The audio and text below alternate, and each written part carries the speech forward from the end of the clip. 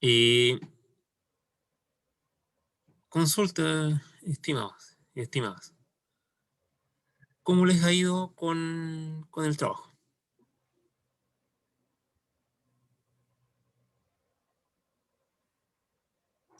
O sea, yo al menos, mi grupo, la primera falla nos fue súper bien, buscar información también, encontramos buenas cosas. Pero en la segunda fue gracioso porque partimos de lo que creíamos que era una cosa, después terminó siendo otra. Y así hemos encontrado distintas cosas que dan como lo que creíamos. Y al final ahora se supone que lo logramos, pero no estamos seguros y estamos constantemente buscando información a ver si lo que creíamos está bien o de nuevo nos equivocamos.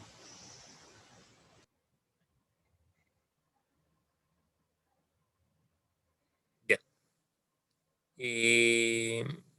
Les doy, o sea, yo no les voy a resolver ahora el trabajo porque no, ahí me tendría que poner la nota a mí mismo. Pero sí les puedo adelantar de que, eh, sobre todo en la falla 2 el comportamiento depende harto de cómo ustedes modelan o se aproximan a la falla. Eh, en ese sentido, hay algunos que me han preguntado por qué vamos a compartir mejor el...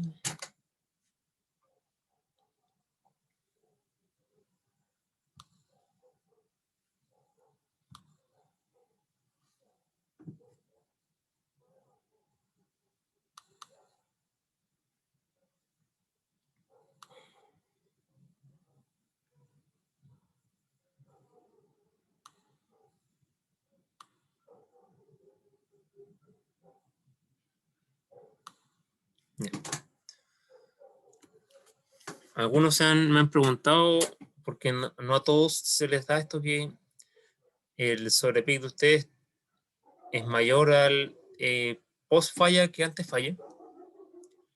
Y esto igual va a depender de cómo ustedes mueven la falla. Porque para algunos modelos esta diferencia no es tan notable o prácticamente es igual.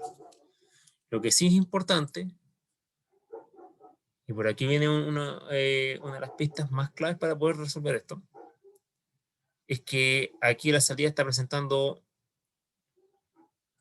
una parte negativa. Entonces, la pregunta de fondo es cómo en un sistema que supuestamente me está pasando de una onda alterna a una onda aquí que debería ser positiva en todo momento. La pregunta es cómo parte de estas, cómo una parte negativa de aquí logra traspasar todo esto y llegar a la carga. Esa es como la pregunta de fondo. Otras dudas que me han hecho, preguntas que me han hecho ustedes es acerca del puente, o sea, del circuito rectificador. Y quería recordarles de que aquí nosotros decimos de que necesitamos un rectificador que es de onda completa, pero en ningún momento hemos dicho que es específicamente la topología de puente rectificador, la de 4D. Entonces, porque hay muchos que partieron, hay varios que partieron directamente con esa topología, pero si se fijan, como les decía, acá yo no he dicho abiertamente que sea uno de ese tipo, y además tenemos un transformador que tiene eh, un primario y dos secundarios. Entonces, para ese tipo de transformador hay otra topología que es más adecuada, que es la de transformador de punto medio, con dos diodos de punto medio. Si a usted le funciona y es más sencillo implementar un rectificador en base a este transformador con dos diodos y un punto medio, igual están cumpliendo las características del trabajo y es más, es en el fondo, siempre cuando uno implementa algo, trata de buscar la forma más sencilla. Y si ya tenemos acá un rectificador de punto medio, es más sencillo hacerlo con un rectificador de dos diodos que uno de cuatro. Otro pequeño spoiler que les tiro.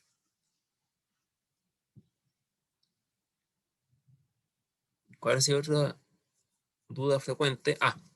La otra duda frecuente que me han hecho es que eh, ustedes ya analizan la falla 1, llegan a una posible solución, y después para analizar la falla 2, lo más sencillo es que mejor asuman de que partan del sistema completo, original y completo, no desde la falla 1 y ahí provocar la falla 2, porque se les va a complicar más. ¿Y para qué ponerme tan mal bajo?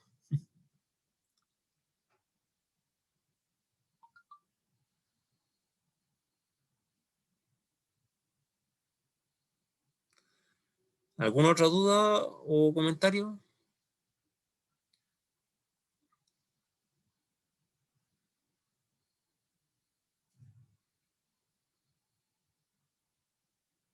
Profe, ¿Sí? yo quería preguntarle que algunos compañeros dijeron, y la verdad, yo al menos igual me gustaría, pero es simplemente una petición. En esencia, se supone que tenemos que entregarlo para este viernes, ¿no se podría postergar hasta el domingo de esta semana? Consulta, ¿hay alguien que se oponga?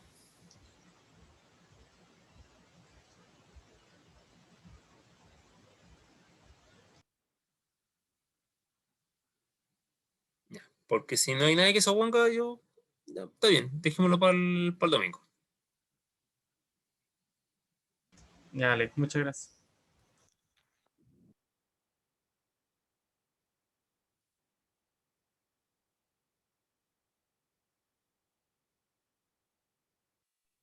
Profesor, ¿Sí? al enviar el trabajo, ¿hay que enviarlo en algún formato? Me refiero como el correo debe tener algún asunto específico y todo eso. Ese detalle es importante. Vamos a entrar aquí a mi U virtual.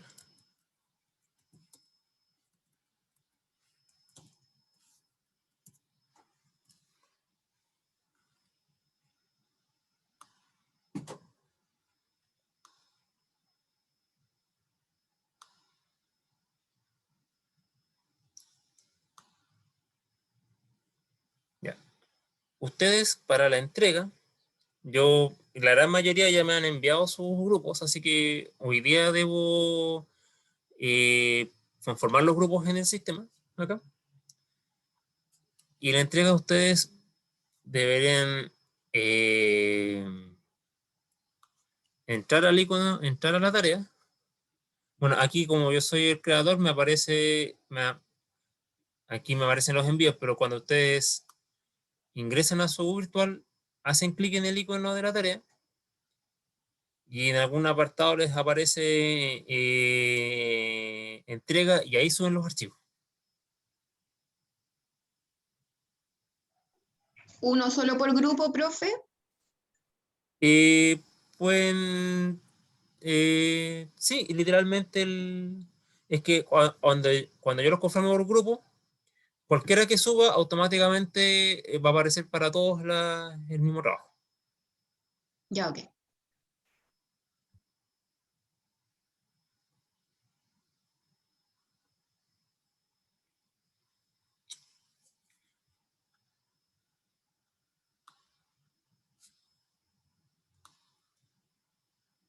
¿Alguna duda más, chiquillos, chiquillos?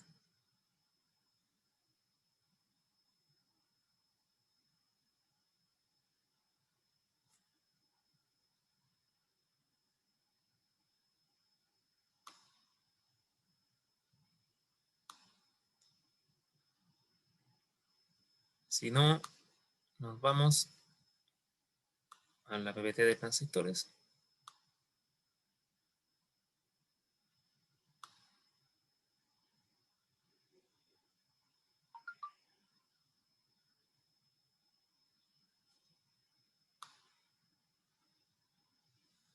Ya. Otro mensaje por mientras yo cargo aquí la presentación.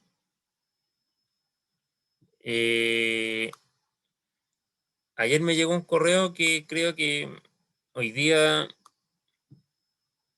hay petición de suspensión de clases a partir de las 11 y algo. ¿A ustedes les llegó esa misma información o no? Sí, profe. Ya. Sí, profe. Entonces, hoy día tendríamos solamente el primer bloque.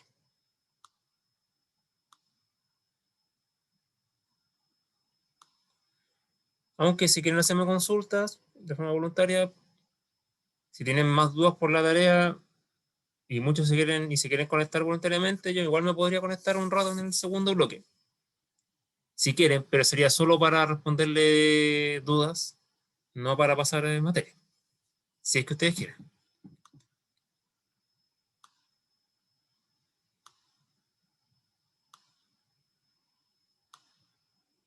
Ya, ¿qué nos quedamos la clase pasada? Ya, habíamos visto análisis AC. Vamos a hacer un pequeño reforzamiento rápido.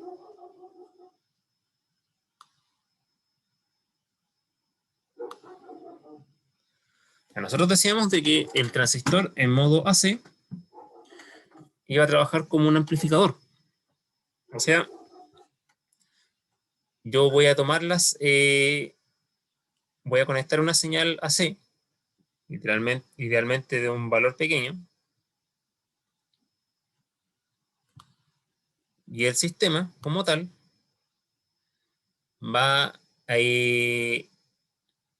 reproducir a la salida la misma señal, pero con una ganancia proporcionada por el circuito DC. O sea, ¿cómo funcionaba esto?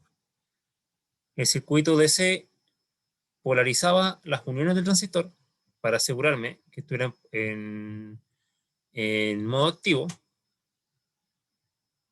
y eso indirectamente provoca de que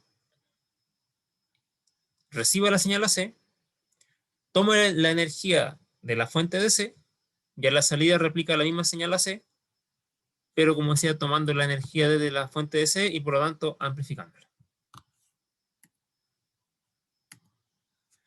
Habíamos conversado ya de los modelos, cómo aproximar el transistor mediante una resistencia equivalente que me simboliza el diodo de polarización directa, y la unión inversa la simbolizaba como una fuente de corriente. Yo voy a tener un modelo para el lado emisor común, que me relaciona corriente de base con corriente de colector, y en base común, que me relaciona corriente de emisor con corriente de colector. Resolvimos y analizamos el circuito de emisor común con polarización fija, y encontramos que esta ganancia como tal corresponde a aproximadamente la resistencia de colector dividido la resistencia del diodo de entrada, cuando la R de salida es mayor a 10 veces RC.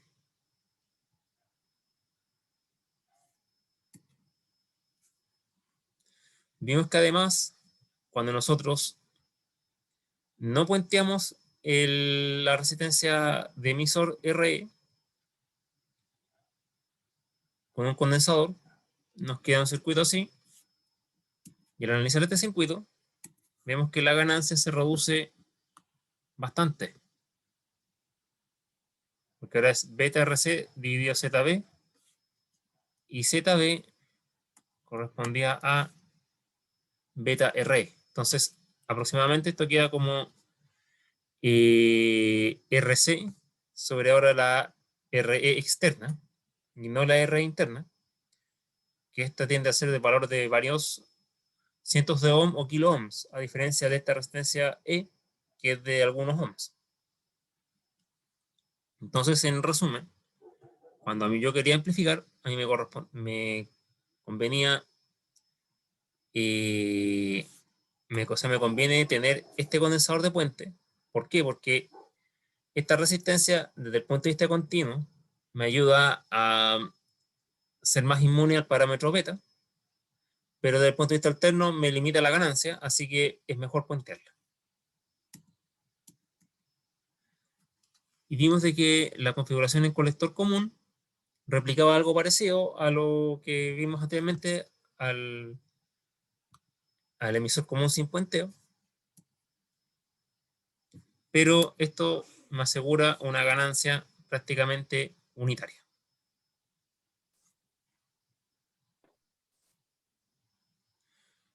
Y en su momento también hablé de por qué me servía a mí un circuito con ganancia unitaria, que era básicamente como un adaptador de impedancias. Es decir,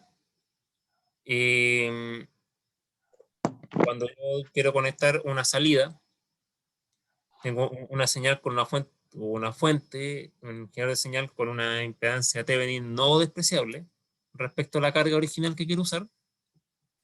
En esos casos, la resistencia Thevenin de la fuente va a consumir una parte importante de la tensión por el divisor de tensión implícito que se forma. Así que en esos casos me conviene conectar entre la fuente con su equivalente Thevenin y la carga un amplificador de este tipo. Y me permite reproducir a la salida la señal íntegramente y así despreciar yo las caídas por Thevenin. Eso fue básicamente lo que hablamos la clase anterior.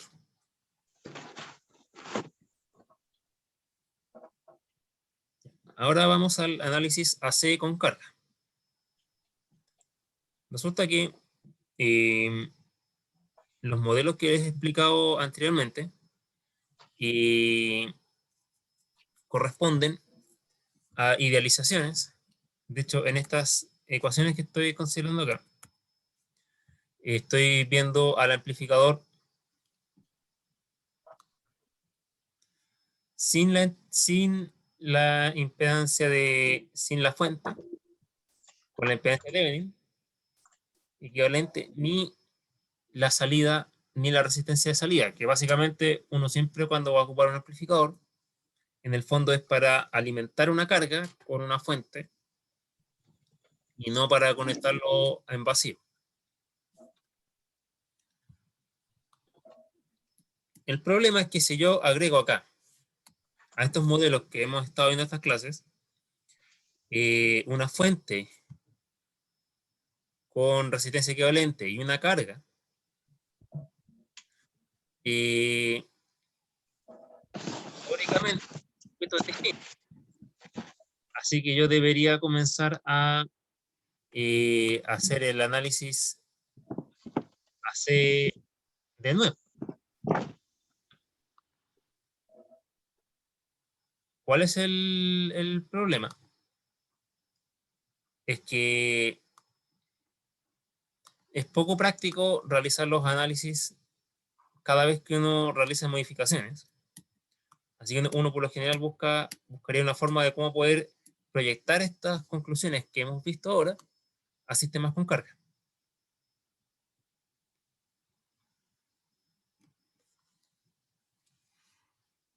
Así que para eso me voy a aprovechar de la teoría de modelos de caja negra y los teoremas de Thevenin y Norton, que ustedes supongo que habrán visto en análisis de circuitos, ¿o no?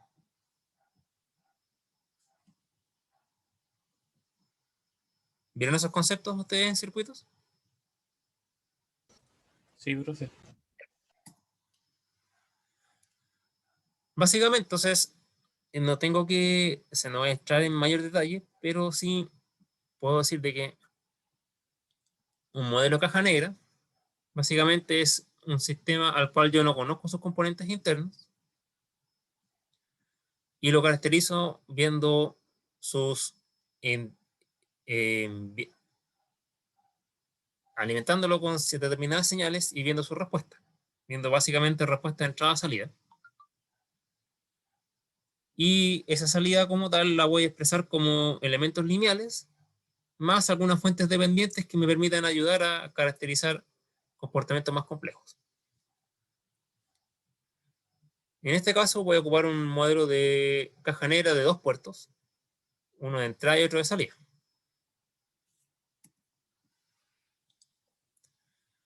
El modelo que voy a escoger va a ser el siguiente, que es básicamente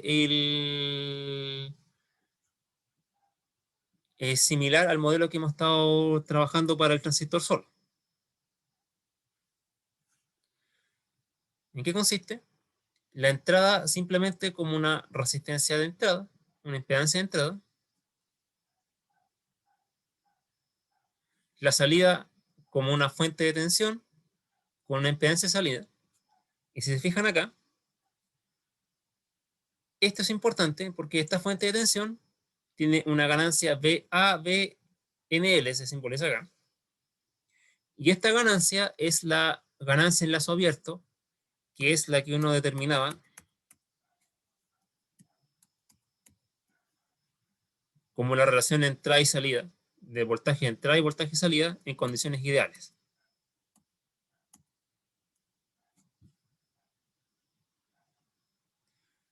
Esta ganancia de la que hemos estado hablando anteriormente.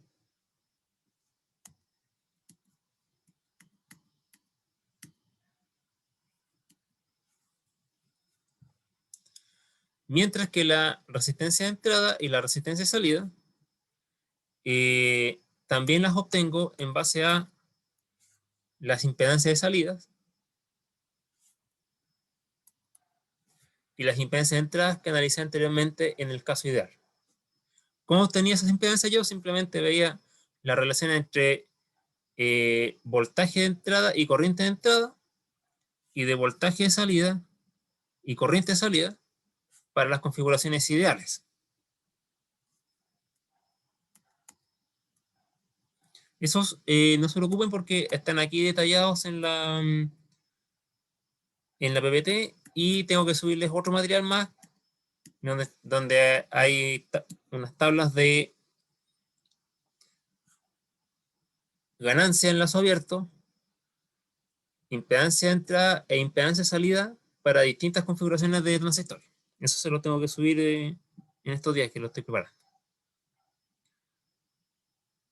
Entonces, desde mi punto de vista, yo nunca he sido partidario de aprender cosas de memoria.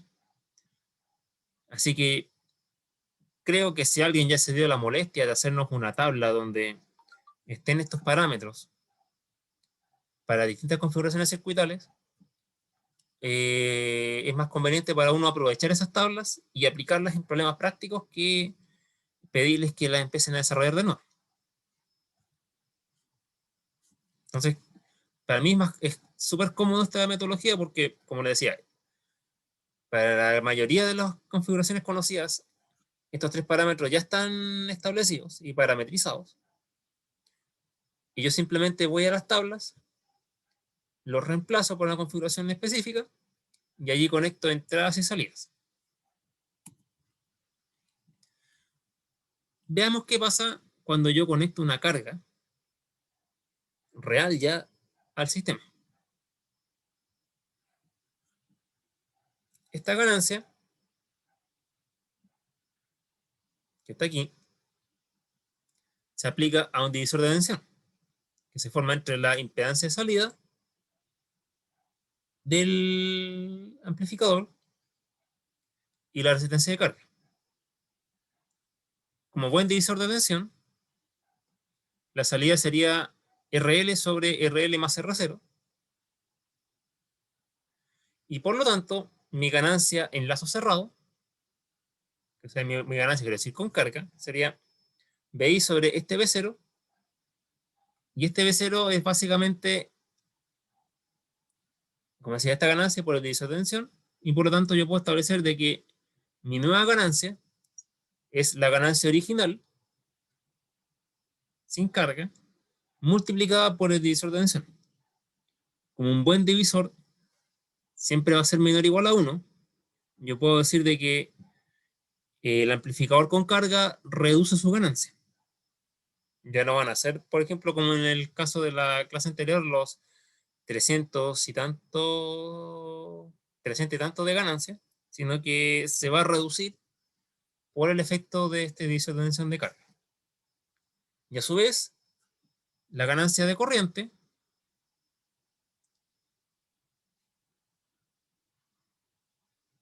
va a ser la relación entre la Z impedancia y RL directamente. RI sobre RL, no fíjense, no el divisor de tensión exacto, sino que la ganancia, la impedancia de entrada sobre la resistencia de carga. ¿Esto es por qué? Porque debo de mantener, básicamente aplicando leyes de Kirchhoff.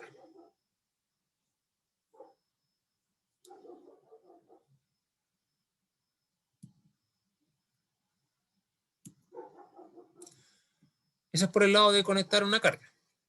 ¿Qué pasa cuando yo conecto una fuente con impedancia de Thevenin? También formo otro divisor de tensión.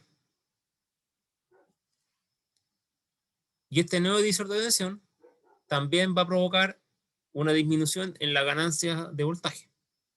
O sea, en conclusión, tanto una fuente real como una carga me van a provocar divisores de tensiones que a su vez van a generar una disminución en las ganancias. Entonces, cuando yo diseño un amplificador para un caso real, tengo que contemplar también los rangos en que va a variar la impedancia de Thevenin y la carga, para de esta forma poder contemplar los divisores de tensión y obtener y que la ganancia efectiva que tengo sea la que yo calculo y no tenga pérdidas debidas a estos divisores. Aquí estaría el efecto en conjunto de tanto el divisor de entrada y el divisor de salida.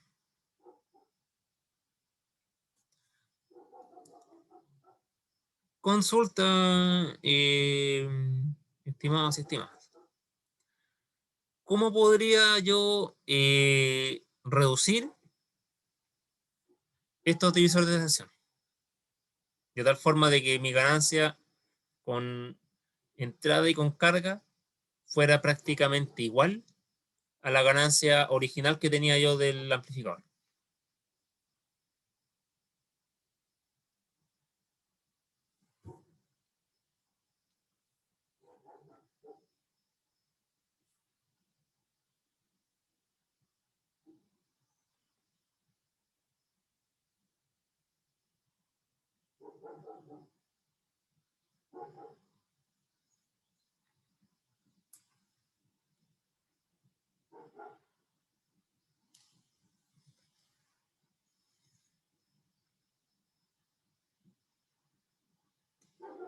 Vamos a ir a otra, un poquito, algo más.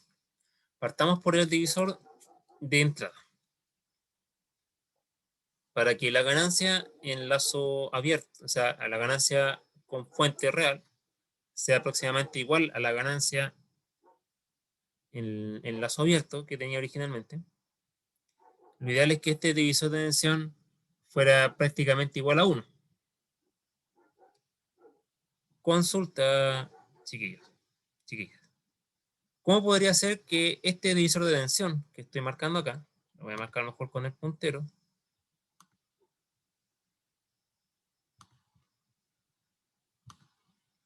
este divisor de tensión tenga una ganancia cercana a 1? Con un RS lo más tendiente a cero posible. Una sería con RS tendente a 0 posible, pero lamentablemente esto es de una fuente externa que usualmente yo no puedo manipular. Si yo no puedo manipular RS, ¿con qué otra forma podría ser de que este divisor fuera prácticamente unitario?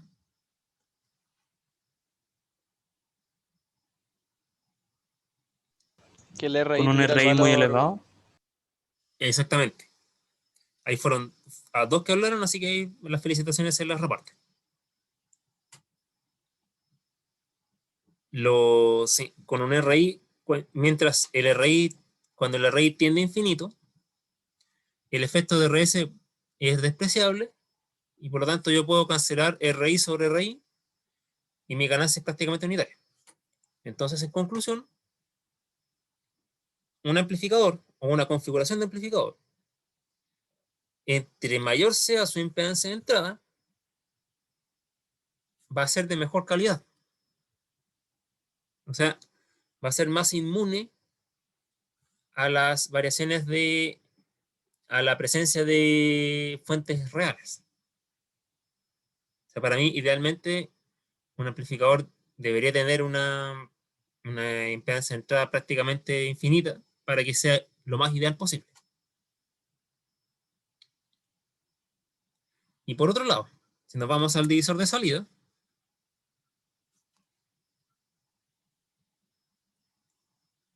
en este caso, ¿cómo debería ser la impedancia de salida del amplificador? De tal forma que este divisor fuera prácticamente unitario.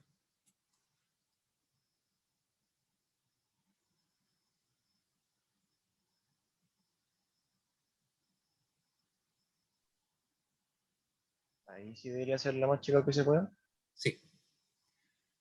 Ahí R0 y lo ideal es que fuera tendente a 0.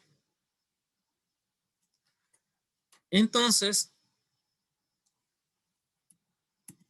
para mí, un amplificador, para mí lo ideal sería que un amplificador tuviera la impedancia de entrada lo más alta posible y la impedancia de salida lo más pequeña posible. Lamentablemente, cuando yo ocupo cuando ocupo un amplificador, dependiendo de la configuración de circuito que yo ocupe para polarizar las uniones, ya sea colector común, eh, emisor común o base común, no siempre voy a lograr obtener un ZI infinito y un Z0 cero. Pero que si se fijan acá, Z0 va a ser cercano a RC en este caso, y ZI beta veces RE. Pero estos parámetros, ejemplo RC, también influye en el establecimiento de la recta de carga cuando vimos el análisis de C. Entonces tampoco es que yo pueda decir, yo quiero que mi impedancia de salida sea baja, entonces dejo RC igual 0, si quiero irme al extremo. Eso igual afectaría a mi recta de carga y eso va a afectar a la polarización. Entonces, para un solo amplificador, es difícil que pueda obtener un ZI infinito y un Z0 cero.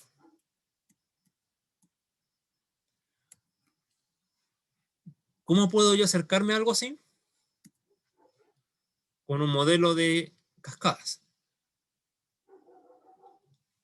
Otra ventaja también de este modelo de red de 2 puertos es que yo puedo analizar también sistemas que tengan muchos amplificadores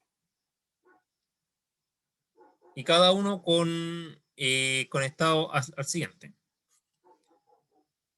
Entonces, yo simplemente reemplazo el modelo de caja negra, este modelo en cada etapa, y acá considero el Thevenin de la impedancia de entrada, de la fuente de entrada, y considero como carga RL, la impedancia de entrada de la etapa que viene.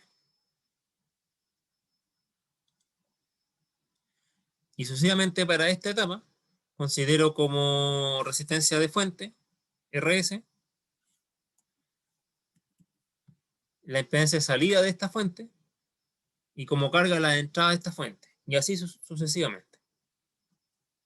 Entonces, para mí también es cómodo tener este tipo de modelo, porque voy ocupando las propiedades que ya vimos anteriormente y reemplazando simplemente estas fuentes en vez de estar analizando el sistema de nuevo. Y créeme que con sistemas con muchas etapas se vuelve complicado. Ahora, volviendo al mismo tema, hay un sistema cascada especial que me asegura impedancia de entrada infinita e impedancia de salida cero. Y ese sistema que tiene varios transistores, que yo los escojo, escojo su configuración para que sean, para que cumpla esas características, se le llama amplificador operacional. Ahora no voy a hacer tanto hincapié en el operacional, porque como el tema es bien complejo, yo prefiero separar, ver transistores solos ahora, y la siguiente unidad dejarla solamente para operacionales. Porque da para bastante análisis, entonces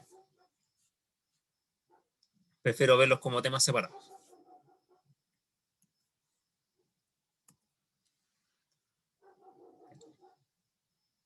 Otras posibles conexiones de sistemas de amplificadores son la conexión RC, en donde yo me acoplo mediante el condensador, y esto me permite, como decíamos anteriormente, desacoplar las componentes de continuo. La conexión cascodo, y otra principal es la Darlington. ¿En qué consiste la Darlington como tal? Se fijan aquí, yo conecto directamente dos transistores. Uno en los dos ejemplos con emisor común, pero sin ningún circuito, sino que simplemente el emisor de uno va directamente a la base del otro. Y estos dos en el fondo se transforman en un solo transistor equivalente, cuyo beta es la multiplicación de los betas de ambos transistores.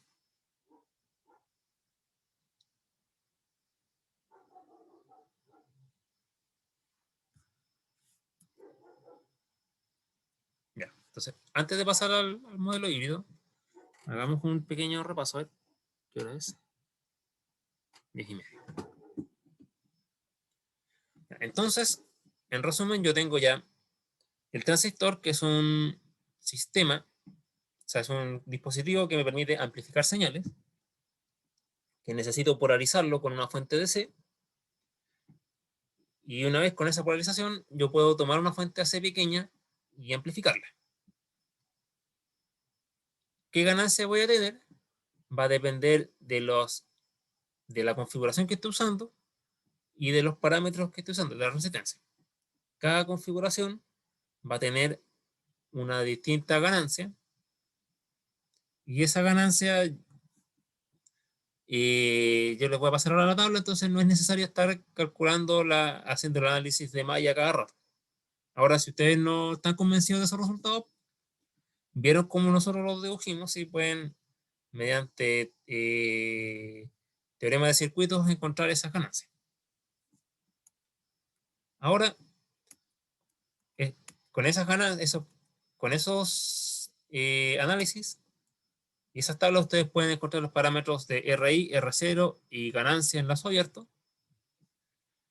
Y eso me permite determinar, por el modelo de caja negra de red de dos puertos, determinar las ganancias en lazo cerrado, que son básicamente las que obtuve anteriormente, pero afectadas por los divisores de tensión.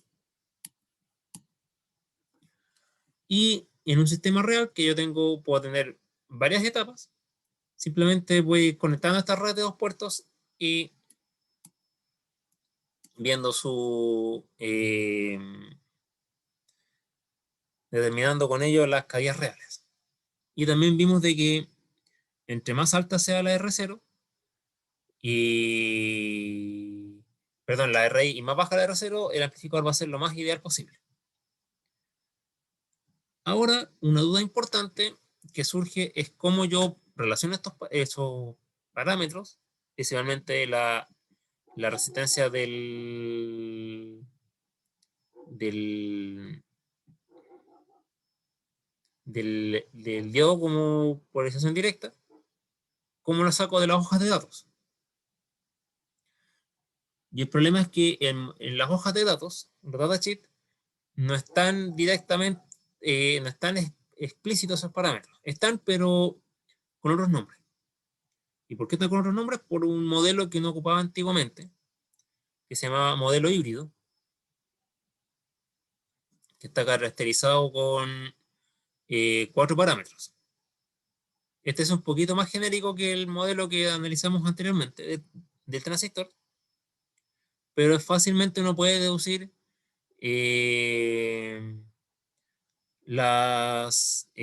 reducirlo al modelo que vimos anteriormente.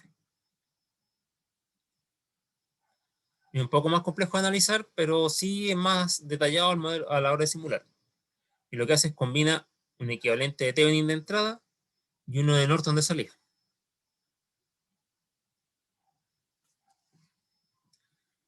Entonces, este modelo tiene 4 parámetros, que son el H11, el H12, el H21 y el H22.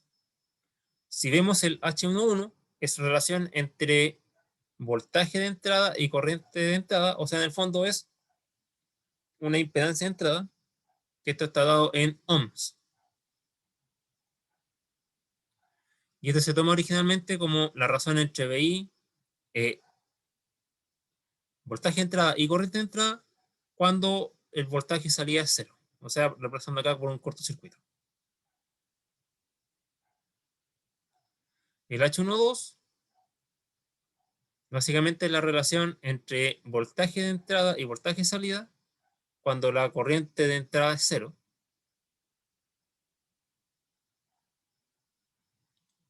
Y si se fijan en relación entre voltaje y voltaje, o sea, es sin unidades.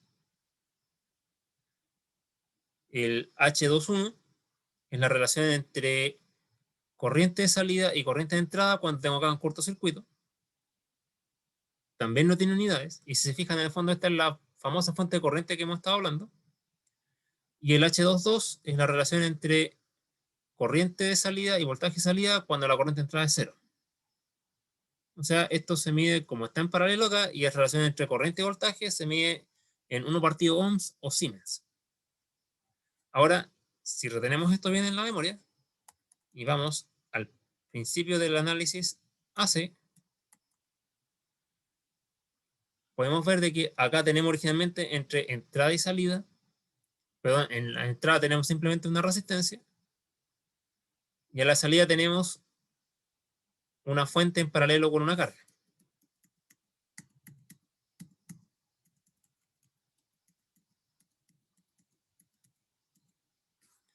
Acá tenemos algo similar, a la salida tenemos una fuente de corriente en paralelo con una resistencia, pero acá tenemos una fuente. Entonces, ¿qué es lo que pasa? Que originalmente en los modelos que desarrollamos anteriormente, nosotros omitimos esta fuente. Para la mayoría de los casos es factible porque este valor igual es pequeño. Pero si ustedes quieren tener valores más detallados, se puede, la pueden incluir. Ahora, de aquí, ¿qué es importante? Cuando nosotros nos ponemos acá como emisor, en este caso, en emisor común, el H11, que va a ser el H de entrada, va a ser conocido como HIE, porque es el H de entrada del emisor, y esto va a ser básicamente la impedancia de entrada del transistor como tal. Y es la resistencia que ustedes tienen que reemplazar es el famoso beta RE que veíamos nosotros en las ecuaciones anteriores. Y el H22, el H21, para la configuración de emisor común se llama HFE, que va a ser el beta. Si ustedes necesitan la impedancia de salida, va a ser el HOE. Mientras que para el pase común, el parámetro HIB va a ser el RE directamente, no el BTRE, y el HFB va a ser menos alfa, que va a ser muy cercano a 1. Entonces, ¿por qué estoy diciendo esto? Porque cuando nosotros trabajemos con transistores reales, Lo que encuentro yo en los datasheets son estos valores, HIE, HFE, HIV, HFB, para determinadas características de voltaje, corriente o temperatura.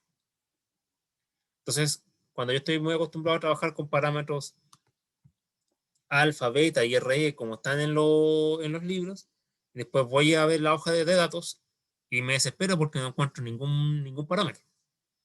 Que resulta que son los mismos, pero están por lo general con otros nombres en la hoja de datos. Para enredarlo más, algunas hojas de datos trabajan con beta y con beta, alfa y RE, y otras hojas de datos trabajan con HIE y HFE, HIV y HFB. De nuevo, como les digo, yo no soy partidario de memorizar cosas, así que ustedes ya tienen esta DLT y les voy a subir otro material más que estoy preparando. Entonces, cuando ustedes consulten un datasheet y vean, ejemplo, parámetros H y ustedes no saben bien quién es, pueden venir acá y salen de la duda para ver a qué se está refiriendo con HIE o HFE.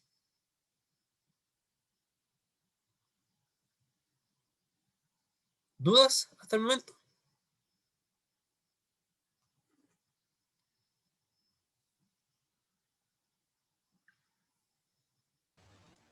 No, Ya.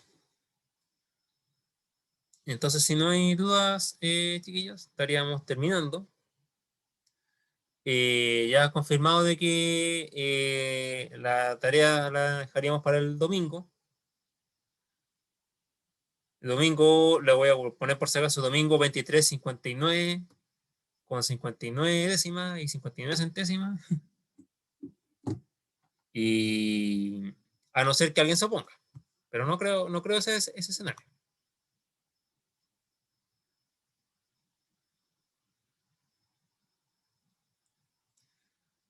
Y profe. Disculpe, ¿sí? profe, ¿puede repetir lo que se me cortó? De que Parece. en base a lo que me pidieron, voy a correr la entrega para el domingo a las 23:59. A no ser que alguien se oponga y quiera la entrega el día viernes.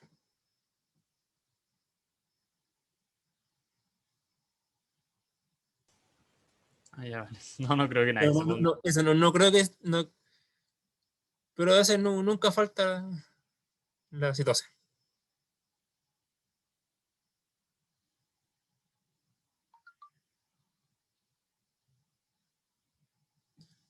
Así que estaría quedando para el domingo 23:59. Y si nadie tiene algo más que acotar o preguntar, estaríamos terminando ahora.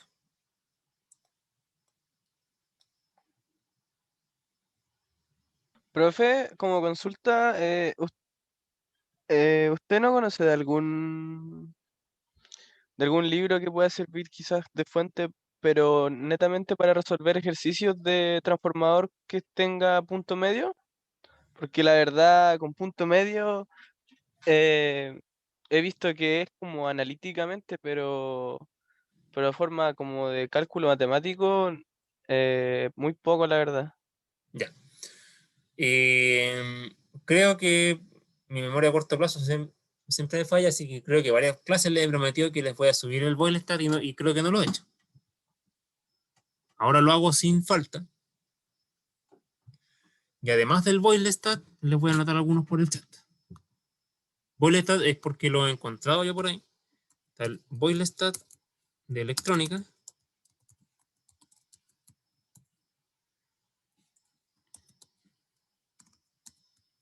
El Minman Halkias, que también se llama electrónica o circuitos electrónicos, que a veces van cambiando, algunas ediciones van cambiando ligeramente los títulos, pero Boilerstart de electrónica, Minman Halkias de electrónica. Ustedes lo recomiendan harto, yo no lo he usado tanto, me gusta más Boilerstart, pero el Malvino igual es buen libro, aunque suene extraño el nombre, pero es buen libro. Todos esos son de electrónica.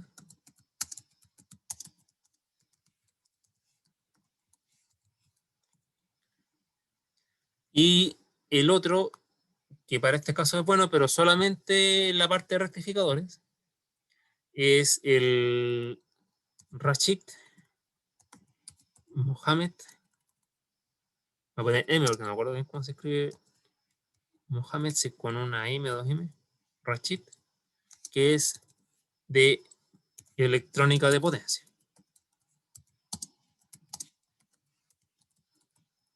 Pero ese último, solo ver la parte inicial cuando habla de rectificadores. Porque ese libro es más avanzado de lo que estamos viendo nosotros. Es más, o sea, más que sea más avanzado, es hacia un área específica de la electrónica que ustedes igual van a profundizar el semestre que viene. Pero trae cosas buenas que igual nos pueden servir a nosotros.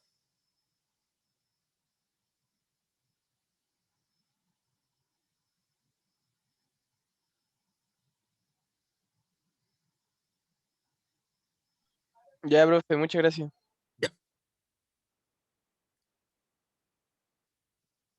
Ustedes consultan, o sea, ustedes se han percatado que cuando subo las clases, ustedes pueden ver también, hay un archivo de texto con el chat, ¿cierto?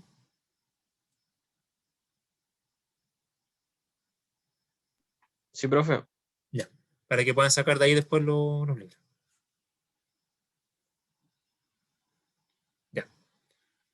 ¿Algún otro comentario o duda?